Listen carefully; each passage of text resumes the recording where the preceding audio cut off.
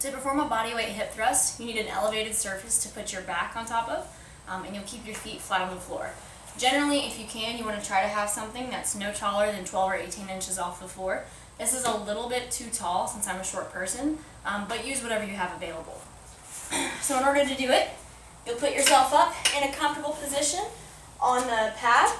Be sure that the position of your back is so that your lower part of your shoulder blades are what's making contact with the edge of your elevated surface.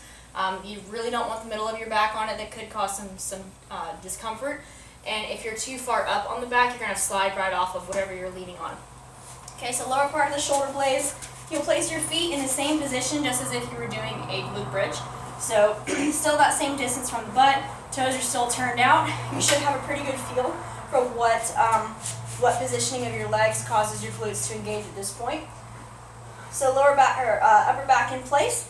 Arms can be out to the side if you need to keep your balance, or you can place them down. And then from here, the goal is to press through your heels and pick your butt up in order to make kind of a straight line between your shoulders, hips, and knees.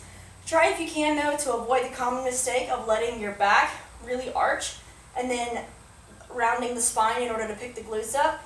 Instead, you want your upper back to act as sort of a hinge and the upper back to stay pretty stiff. So you want your ribs to be reaching down toward the top of the hips. Your entire back will hinge down. Press through your hips, through your heels, and pick your butt up, just like that. So that way your hips are rotated upward and your back is staying down. You should feel that the tension stays on your butt the entire time in this position. If you get to that point where you're arching your butt downwards like this, you'll feel the tension come off of your butt.